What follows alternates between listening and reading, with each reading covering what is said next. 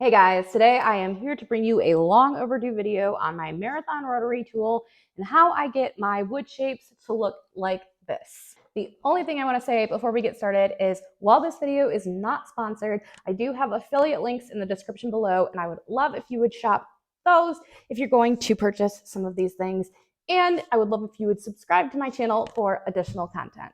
I have here 3 different designs out of different materials so that I can show you each of the different attachments and how they perform on the various materials. I find most people prefer to use MDF when doing shapes like this. I prefer Baltic Birch personally. This is what I normally use. And obviously, everybody likes to throw some hardwoods in every now and then, so I wanted to do a hardwood piece as well. Before I get started, I just want to briefly go over this machine. Again, this is the Marathon Rotary tool from Bearwood Supply Company, and it does include this foot pedal. This is how I choose to operate it. However, if you don't like the foot pedal, you can switch it so that you can operate it by turning it on and off. This is the power button here, and then you can actually change the direction that the tool spins in, and you can also control the speed. Changing the attachments is really easy. You just turn it to the left, slide it out, grab your new one, pop it in, snap it back in place. And it will fit your standard 1/8 inch mandrels. These are the most popular, but it also includes this little reducing sleeve, and this will make it compatible with the smaller mandrels as well. These are sanding attachments. These are the sanding discs, and then these here are the sanding bands. And these come in a couple of different sizes, and these all come in 3 different grits. This one here is actually my favorite attachment, and as of today, which is April 1st, as I'm recording this, these are on back order from Bearwoods. So they just got these in recently, and I'm still new to these, so we're going to give these a try today, as well as you'll probably see me using this one too. To change these out is really easy. You just unscrew it, and then they should slide off once it gets loose, and you can swap them out. And again, these do come in 3 different grits. They come in fine, medium, and coarse. I typically like to use the medium or the coarse. I find the fine to be a little bit too fine. These are the Kutzall Burrs. These are steel carbide burrs, and these are great if you want to remove a lot of material at once. And these will last pretty much forever. These are great because you don't have to like swap out your attachment while you're going, because this will never wear down. Lastly, we have these smaller burrs, and these are great for smaller details and things like that. I also just want to touch on this dust collector here. You just switch it on. This is great. This is also from Bearwoods, has different levels, and it's awesome because when you're working, it will just suck the dust right up. Also, highly recommend a mask. I figured I'll start with the daisy since I find most people like to use MDF, and I just want to share a quick tip. I have this taped on the back because each of these petals is cut individually, and they're kind of difficult to keep track of. So as you can see, I kept my outer piece, and the tape just helps them stay in place. So I will just start by popping one out, and then I will show you again. This is my favorite attachment, so I'll just start with that and show you really quick, and then I'm going to switch over to the new one, and we'll give that one a shot. You may be wondering why I'm starting with an attachment that I just told you is out of stock, but in addition to being optimistic that as this video lives on, it will come back, I also just, again, favor this attachment so much, so I wanted to just show you how I typically will approach a project like a flower. I'm going to speed this video up a little bit, but I hope that you are getting an idea of how I kind of go about this. One other thing I want to mention about these sanding discs is a lot of people actually don't favor them like I do. If I talk to other makers who frequently shape their pieces, they don't tend to use this one as often as I do. So I will show you guys some other attachments. But again, I just wanted to start with my favorite one because this is how I would go about this otherwise. I will make sure to update the description with the available sanding discs as well.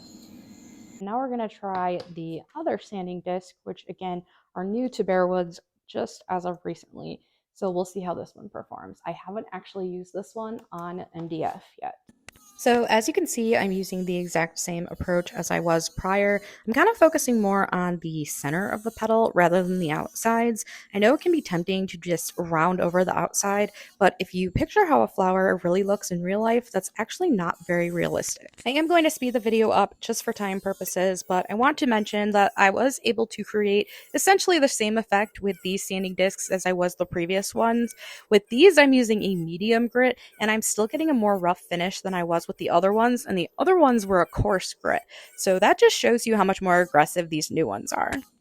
I also want to mention I find these newer ones tend to last a lot longer than the previous ones. I do want to point out that with this one, you have to unscrew the mandrel completely off in order to switch between these.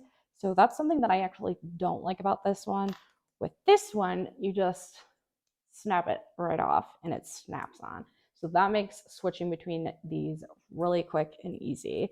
This is a little bit more of a pain if you are in the zone and have to swap these out. But again, these do last longer, so you don't have to change them as often. Here I am using the sanding bands to round over the center of the flower. I would say that this is probably the most popular attachment, so I would highly recommend grabbing this one for sure.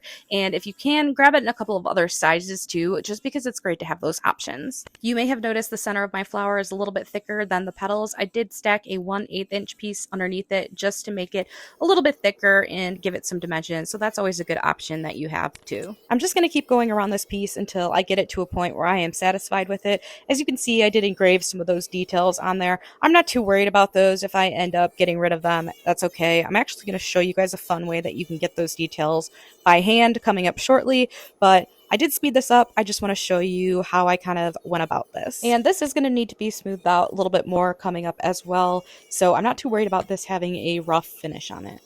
One of the things that I want to point out is when I'm shaping, I don't shape all the way around the piece. I just stick with the top portions. If you start shaping these sides too much, then it's not going to fit back in place perfectly, and you're going to start noticing that your pieces won't line up perfectly. So that's something that you want to be aware of. The nice thing with the laser cut shapes is you kind of can use your charring as like a guideline a little bit, because you know if you are completely sanding that off that you might be shaping the outer piece and it's not going to fit like that perfect puzzle like we want. So that's just something to be aware of. Try not to overshape your pieces, because when it comes time to gluing up, you're going to start running into issues and you don't want that. Here I am using that same sanding band to achieve essentially what I was trying to get with the sanding discs in the beginning of this video. This is really just another approach to a similar end result. And as you can see, I am for the most part focusing on the middle of the petal. I am going to soften the edges just a bit, but these attachments are great for these types of details, and I just want to show you guys the various options that you have. I would absolutely recommend picking up a couple different attachments so you can decide for yourself what you're most comfortable with. One more tip I want to throw in here is you might find it helpful to pull up a reference photo of whatever it is you're shaping. So for example, pull up a picture of a real daisy and it might help you get an idea of what areas you want to focus on. Here is what that looks like, and again, we are going to be smoothing this out. I also want to point out, so this petal, for example, like these are clearly behind these. So when I shape them, I want to consciously thin them out. I am literally just shaving this piece down so it's thinner than the piece that is supposed to be sitting in front of it. In my opinion, this is one of the greatest things about this tool because you can create so much depth with it. Hopefully you can tell there. Now you can see that that is a little bit thinner than this one here, and I want it to look like it is actually sitting behind that. You can also create that effect with the stacking method too.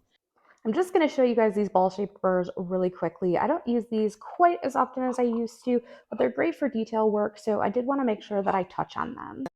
Here I'm just using the ball-shaped burrs to carve out little holes in the flowers. You could also use these to create lines like veins on leaves or in the petals. I've also seen people carve words with these. So again, I just wanted to mention them because you can really do a lot with them. And here's a quick example of what that looks like. I wanted to demonstrate the Kutzall Burrs on the MDF because I'm seeing more and more people use these days.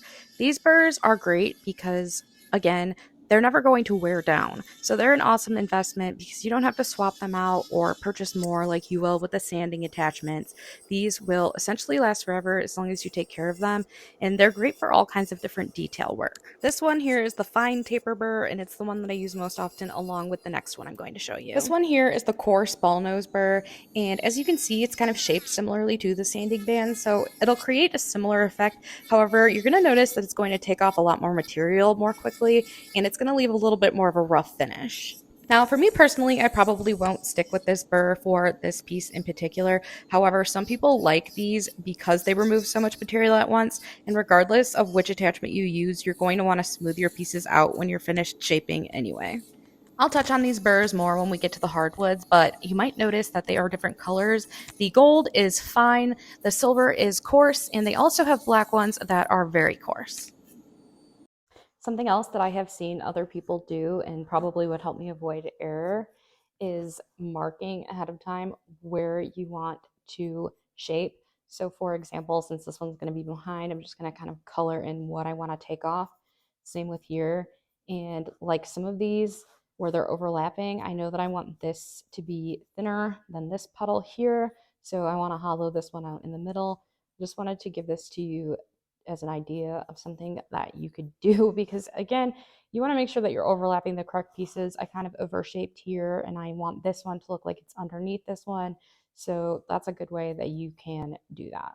Now that I have demonstrated some of the different attachments that you could use to approach this piece, I just wanted to speed it up and kind of give you guys an idea of how I decided to tackle it. As you can see, I switched back to the sanding discs. No surprise there. These are the new ones that are in stock, and these are what I use to shape the majority of this piece. The biggest thing that I want to stress when it comes to this is to just play around with some of the different attachments and see what you feel most comfortable with. I know that it can seem like a really big investment to purchase a whole bunch of different attachments right off the bat, and you might not even end up liking some of them, but I can promise you, you're going to love having a range of different attachments because you might want to switch it up for different projects depending on what you're working on. Places like Bearwoods offer different kits too, so that way you can get a range of different ones to try. However, as you can tell by this video, I definitely tend to stick with the same few. I highly recommend the sanding discs, of course, the sanding bands, and if you're going to try the Kutzall, I would say start with the fine because the coarse attachments are pretty aggressive, especially if you're using a material like MDF. Now we are at what is arguably the most important step, and that is smoothing these shapes out. This also tends to be the step that I end up leaving out of videos on my other platforms just because it's not very entertaining. However, I'm going to let you in on a little secret. I hand sand my pieces that I shape with my rotary tool for quite a while. This little gator finishing zip sander is great for this. You might already even have one of these laying around. The other thing that I do a lot is use my orbit sander with a piece of 220 grit. Just be careful not to sand your thumb skin off because that hurts. Don't ask me how I know. And also you need to be careful that your sander does not send these small pieces flying across the garage because they can be difficult to find. And just for a quick comparison, here is a piece that I smoothed out next to one that I haven't smoothed out yet, so you can see the difference. So this is where I'm going to stop on the daisy because I'm concerned about the length of this video and I want to move on to the different materials, but I just want to show you the different dimensions that I've got going on here.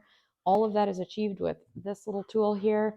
I will go back over and smooth these out like I demonstrated, but I also like to roll up. I like to specifically use the sanding discs like this because they're nice and thick and they work really well if you roll them up and then you can kind of like use them this way to really get that smoothed out. So I will go around each petal and do that, but I'm not going to film that whole thing because again, I want to move on to the other materials. So we're going to move on to Baltic Birch. I have already prepped this one. I stacked a couple of pieces of Baltic Birch together and I've got a couple of different dimensions going on here and I'm going to add more dimension with my tool here.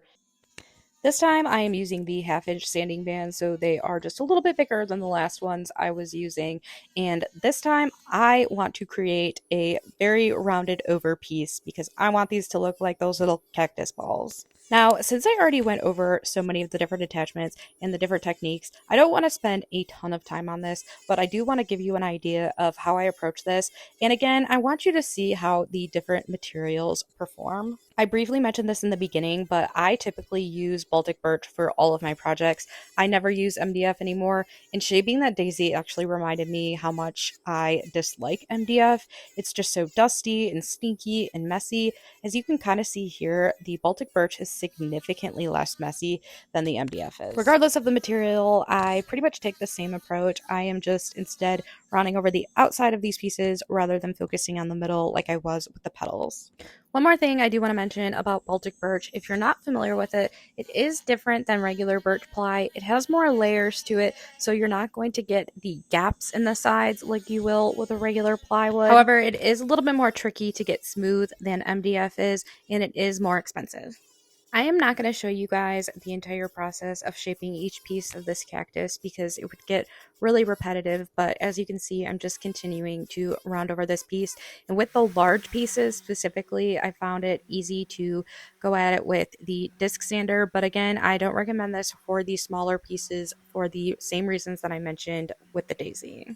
I decided to use the Kutzall Burr on the flower pot because I want to make that edge really distinct, and the Kutzall Burr takes off a lot of material at once. I will say that it leaves a rougher finish on the Baltic birch than it does the MDF, which isn't a big deal to me because I'll just go over and smooth it out, but that's just something to keep in mind. As you can tell, I sped this part up quite a bit. I wanted to share the process, but I don't want to spend too much time on this. I essentially just went around the flower pot a couple of times with this Kutzall Burr. I would say there's no rhyme or reason to this. I just did it until I was satisfied with it.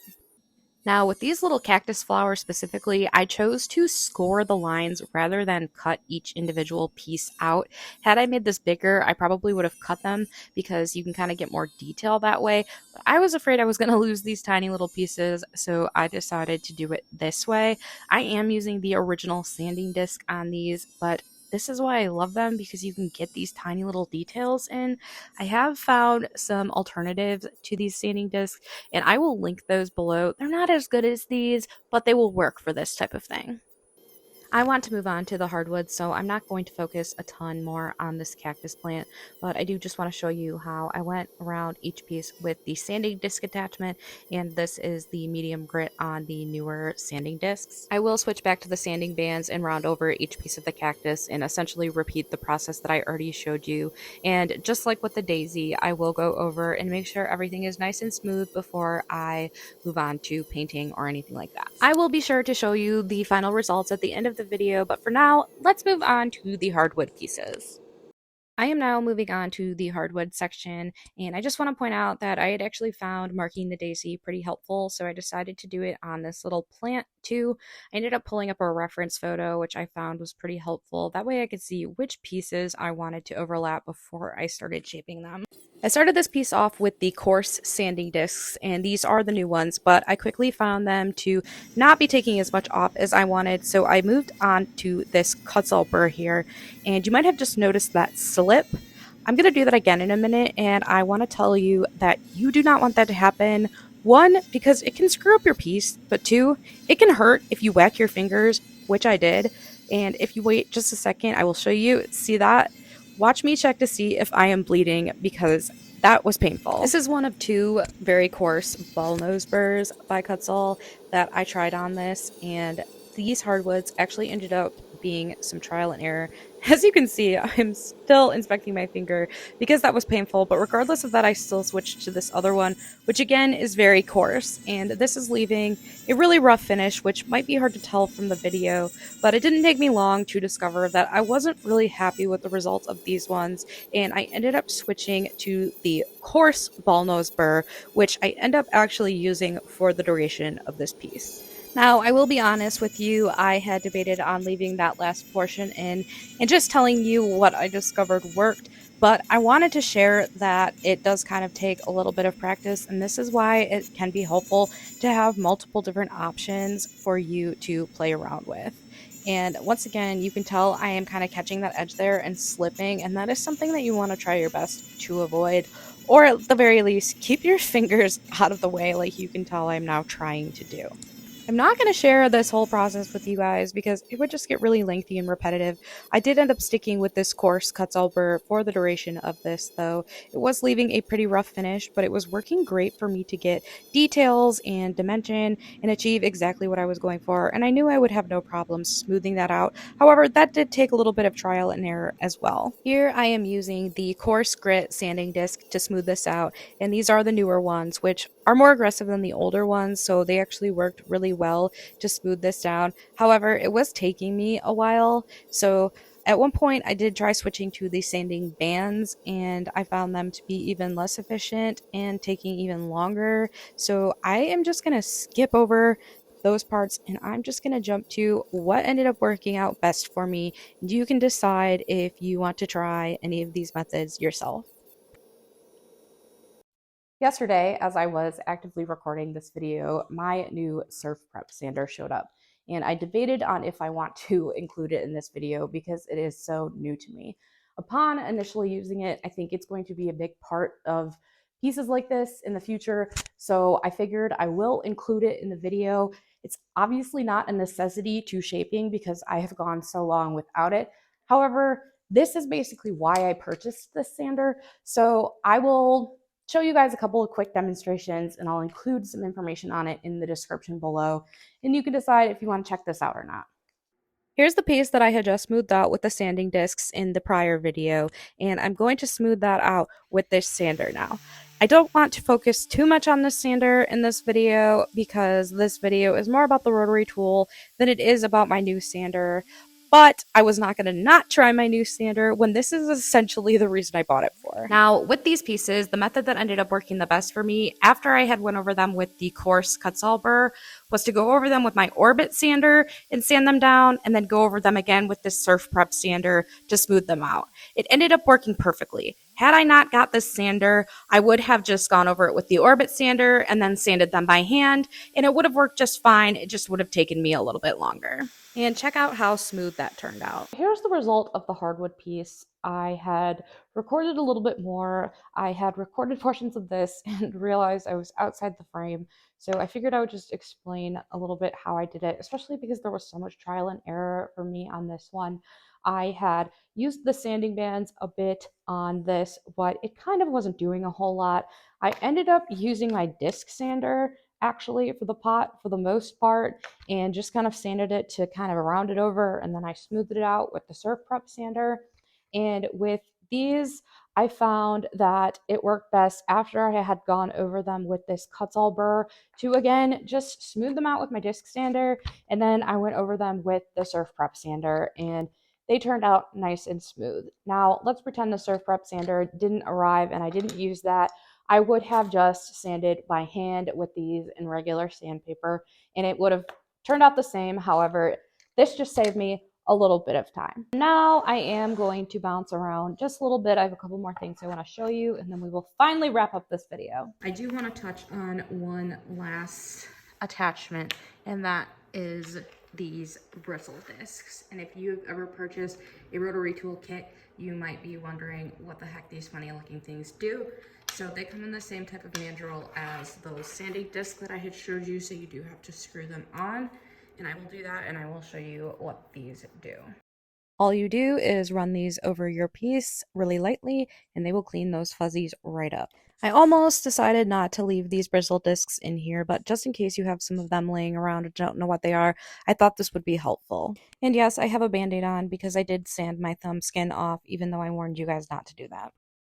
I'm not sure if you can really tell, but that helped clean that right up. Here is my final results. As you can see, nothing is glued, so it's kind of all over the place. However, when I do glue, I will use this Starbond Thick here. It is my favorite. Just to quickly recap, for the most part, I use the sanding discs, the sanding bands, and this Kutzall Burr here. I will link all of the additional materials below. I'm going to fully admit I used this sander to smooth out every single one of these pieces, and I think they look amazing. Highly recommend checking this out if it's something that interests you. If not, using these to smooth everything out will work just fine. This just saves time. One last note I do want to make is that tools like a spindle sander or a belt sander can save a lot of time on projects like these. I didn't actually use these on these projects because I wanted this video to focus on the rotary tool, but they are great to have.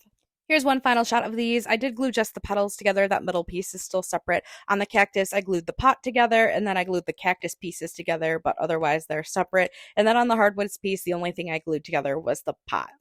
If you stuck around for the duration of this video, thank you so much. I hope that you found it helpful. If you have any questions at all, drop them in the comments. I am always happy to help. Quick reminder, all of the products I used are in the description below. I also have coupon codes for some of those products, so check those out. And please don't forget to subscribe to my channel. And if you want to see these finished up, Make sure you're following along with my other socials as well, because I will definitely be sharing how these turn out.